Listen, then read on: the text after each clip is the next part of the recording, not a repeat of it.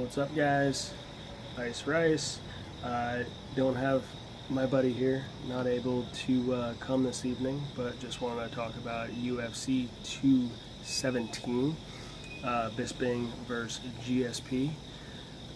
First of all, Bisping versus GSP doesn't even make sense, but when has anything that Bisping or GSP usually does make sense?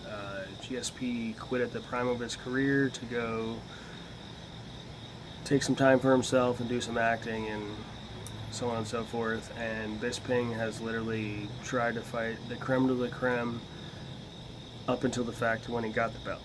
Now he has the belt, and the last person that he beat was Dan Henderson, which isn't an easy feat in any way, shape, or form. And he also knocked out Luke Rockhold in the first round there. But he's fighting a guy that's 170 pounder, and him himself is a 185 pounder that walks around at closer to probably like 215. So I mean, he cut some weight just to make that weight class.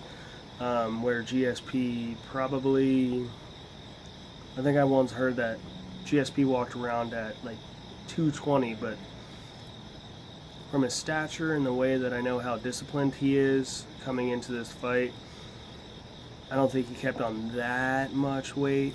I know he's not cutting to 170, but I just don't think that he pushed himself to that level where he had to cut down to 185, where he'd have to fight a bigger man. I think if he has a chance, he's got to be faster, so he's got to be lighter, packing on muscle and trying to go in there aggressive towards such an amazing striker and pretty much an all-around good martial artist like Bisping.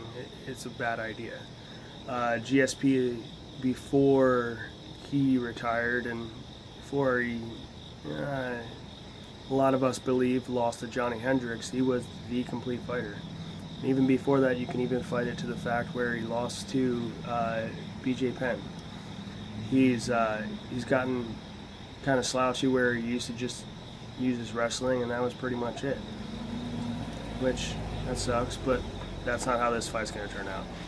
You have a man like Bisping, he's not going to let him wrestle him to the ground. Have we ever seen anybody sit on top of Bisping and let him just sit there and ride it out? It's never happened. Other than that fight, we also have Cody Garbrandt versus TJ Dillashaw finally.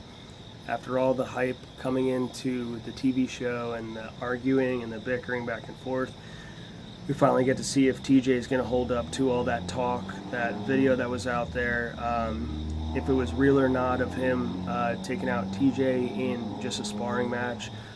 It's just always been a heated battle. It's going to be nice to finally just see it just put to bed.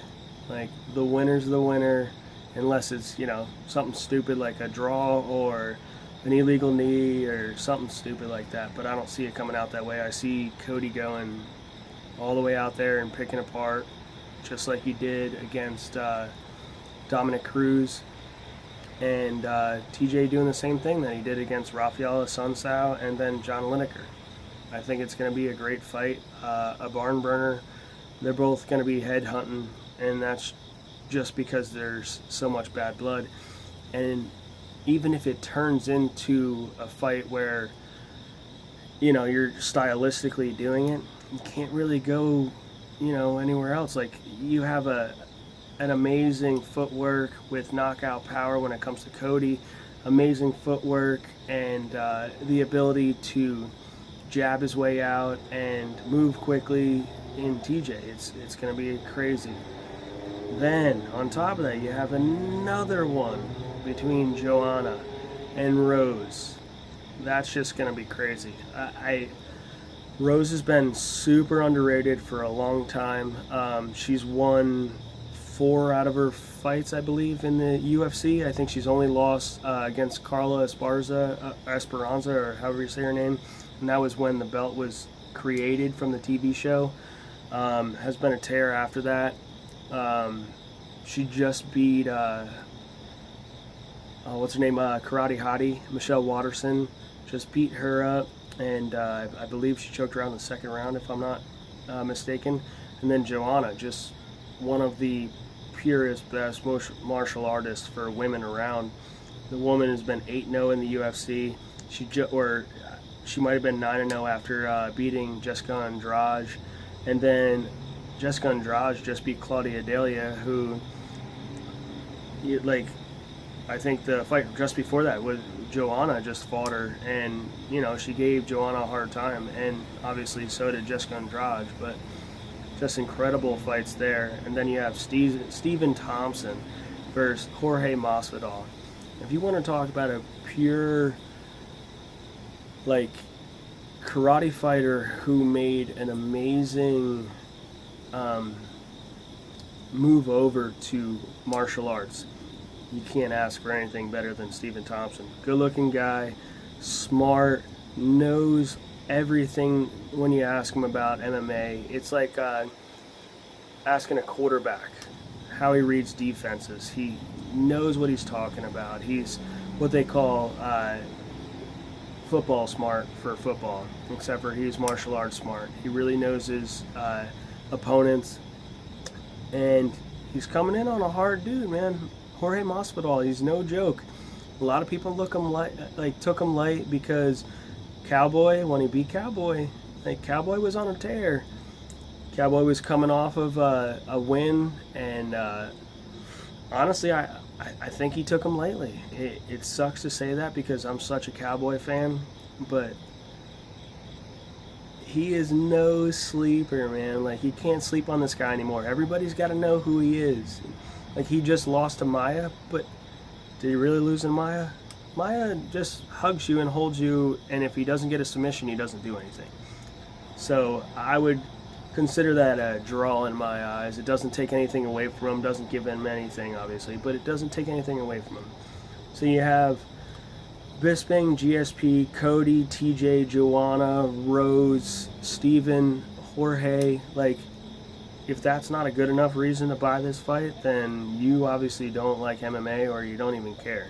Because even in the undercard, there's amazing fighters. You have, Patrick Cummings is fighting. I don't have my list, but there's just so many other amazing fighters that are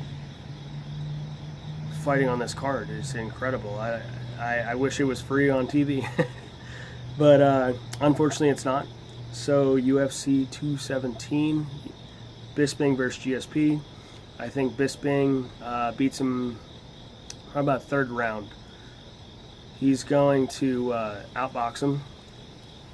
GSP's not going to be able to take him down, and he's going to finish him, I think, in about the third round, just because of the pace and the incredible athleticism that both of them have amazing athleticism. It's GSP. The guy could be an Olympic wrestler if he really wanted to be, but Bisping's just going to be too much for him. He's too big, he's too tall, he's too lanky, he's too good. Luke Rockhold said it best, just fake an injury and get the fuck out of it so I can take over for you. Cody versus TJ. Oh, it's so rough. I like TJ. I love Cody. And I hear the back and forth and all that stuff, but for some reason I just think Cody's got a little bit of a different level with the hands. It's not the speed, it's not the accuracy, it's just when they do land, they just drop people. And he showed against Dominic Cruz that you can do all your fancy footwork, all your dancing, you can try to outbox me, it's just not going to happen, because if he just lays a little bit of a hand on you, you're going to be hurting. Joanna versus Rose. See, this one's hard for me because I like Joanna, but she's long-winded. She can go all 5 rounds, never stop, but she hasn't been finishing. Rose is a finisher. She has been finishing. So that one's going to be rough. I think Joanna still takes it just because of the simple fact that I don't think Rose is ready for it. If you ever hear her talk, the conversations, I feel like she's going to become a bland champion even if she does win. It's not going to be fun to watch. I don't know. I think Joanna's going to win pure talent-wise, but even if she does lose, the division's going to go to shit because Rose just doesn't speak very well. She doesn't capture camera. Like, the only reason that the women's division was there was because Ronda was such an amazing champion at the time, and she had the voice, the attitude, the swagger, the style. She just had everything. And then Joanna, if you see her, I mean, her English isn't horrible, but it's not great, and she's still just, every time she talks, people are like, oh, okay, all right, I'm gonna listen. Gotta listen to her. And then Stephen Thompson, Jorge Masvidal. This one's rough because I love my boy Stephen Thompson. He's amazing. He lost his last 2 fights against Tyrone Woodley. Hard-fought fights. Great-looking champion, if he was ever to become one. The dude's intelligent. He knows everything there is about it. Like I said earlier, a good-looking guy. He can kill it as a champion, but he's just not there.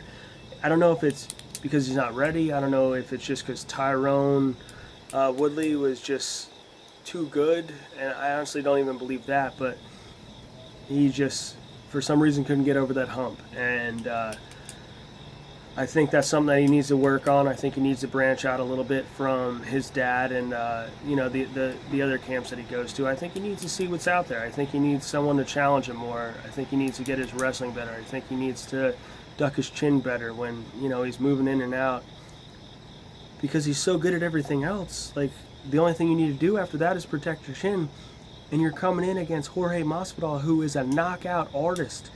The dude laid out one of the best fighters in the UFC at the moment in Cowboy.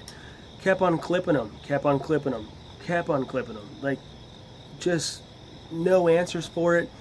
And then even, when he was fighting Maia, it was the same thing over and over, clipping him and then trying to get in on him. And Maia did his usual, like, hold your back, threaten with, a guillotine every once in a while when he got taken down, or a rear naked choke, or whatever else. But it becomes too much. So I think that one's rough. I think Stephen Thompson outdoes him in 3 rounds. Those are my picks for UFC 217. It was a good pleasure seeing you guys. You have a good one.